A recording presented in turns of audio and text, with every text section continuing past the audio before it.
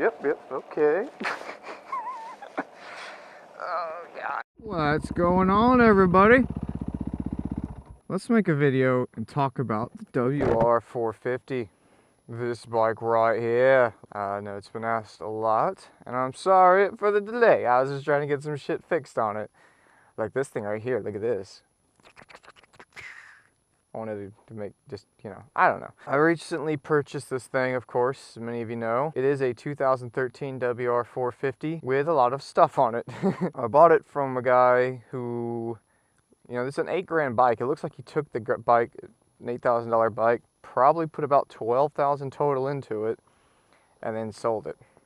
And that may make some of you go, oh my God, what's wrong with it? And you always got to ask that question, but nothing really. The guy just didn't have time to put into it and mess with it, and he owns his own business and stuff. And I think he was just too busy to keep up with it, to bother having it, because he had it for, I don't know, maybe 9 months or something. And he'd only put like 6 hours on it.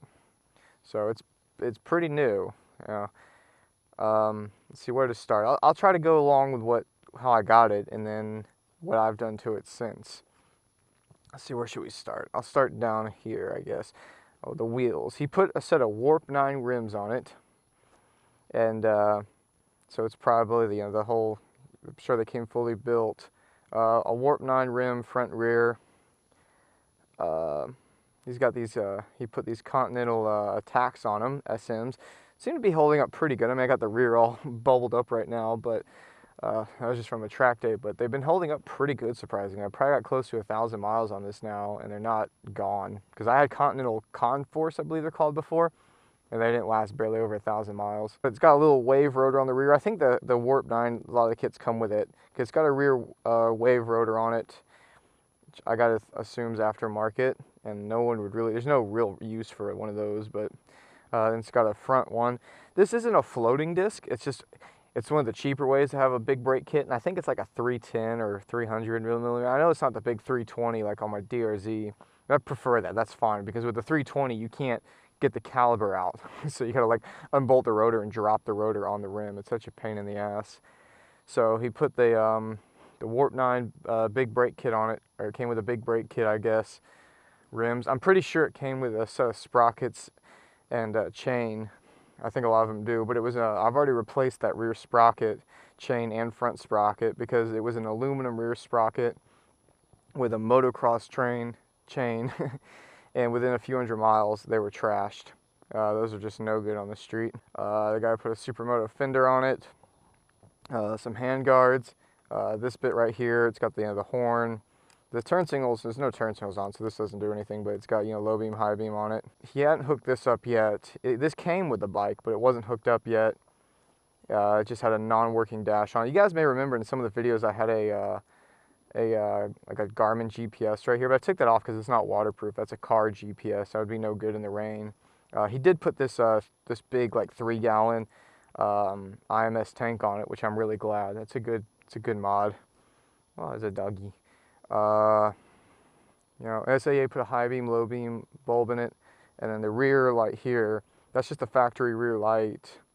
And apparently, since this bike comes street legal in other countries, apparently there's already a wire in the back here to make it work as a brake light. You put this full exhaust on it, the GYTR by FMF. It's a full exhaust, little carbon cover here. It's got the tuner on it with a little Game Boy, so you can change the tuning on it. I think it's the same people that make the exhaust, the GYTR. It's a Yamaha thing, I think. This horn, I moved the horn. The horn was down there. I didn't like it, so I put the horn up there. Figured it's more out of the way like that. It was really just like right out in the open there. But that's pretty much it. I'd say it's about 90% done when I got it. It's not quite street legal yet still. So yeah, I gotta get that done. But that's, we're just waiting on paperwork right now. It's not a big deal. Since I've gotten it, what I've done, I'll try to start from down here. I put these on. He didn't have those on. He'd taken them off, and they're kind of a pain. I mean, this is the thing when you're going to make a supermoto. Some of the nitty gritty shit that they hadn't gotten into is when you build your own. Even my DRZ that they make a factory version that bike supermoto, even then, when you're gonna build a supermoto, there's just gonna be some shit you're gonna have to cut, drill, and modify, and just kind of think on your feet when it comes to how it goes together. And typically a lot has to do with clearance issues. With these things on here, I don't know if you can see right here, you have to make sort of a square notch for the rim, for the tire to fit, because the tire's too wide for these to fit inside. I had to cut this thing. This thing had a big bend in it. It normally runs the brake line this way, but that's way too close. So you actually cut it, and then you run it like that. Also, this is the Speedo. Here you can actually see the magnet right here. Here's the magnet, and here's the Speedo pickup that I added to it earlier today, or yesterday. And this is pretty clever. I don't know if you guys can see right here. They actually wanted, the way this was going to mount, they show this turn the other way, these nuts and bolts. So you have the flush ends on this side, but then you're going to have the nuts and bolts up against the back of the fork. And if you ever fully compress, you're going to slam the dust guard and stuff down to this. That's no good. That's shit. So I flipped them around. It's really flush here on the inside. There's no way it's gonna hit that now, because this actually protrudes out this little corner of it more. But I got that on there, and that works pretty good. And just sort of ran this up like that. Then got these skateboard wheels right here. These are some pretty good ones. If you guys have seen my $15 axle slider video, if you're not, you should check it out. But I just made these. These are actually more like $35, $40 axle sliders, because these skateboard wheels cost me a bit more money. I had to buy a more expensive skateboard. But it works really good, and they're that nice hard plastic that's not gonna F up. See up here, added this key ignition, which basically just works in conjunction with this. It, you know, like, turns it off, whatever, I don't know. Pretty simple design. I didn't, you know, it probably could be hot wired fairly easily, but nobody hot wires bikes anyway. They just steal the whole damn things. If they're gonna steal the whole damn things, then they're gonna be fine anyway. It did come with this vapor tack. Like I said, just wasn't installed. I installed that yesterday. Pretty straightforward if you've never installed one before. I mean, you got 4 inputs: power, so it's obviously put on switch power, water pump. They give you a little T thing. Mine's right up in here. You probably can't see it, but it's back in here on the water pump. And you just put it in there, and it gets a sensor on it. RPM gauge. Just run a wire down and wrap it around the spark plug wire a bunch of times. It's just an inductive thing. And the most pain in the ass one, like I said, is running this Speedo drive pickup. You just got to calibrate everything. It's no big deal.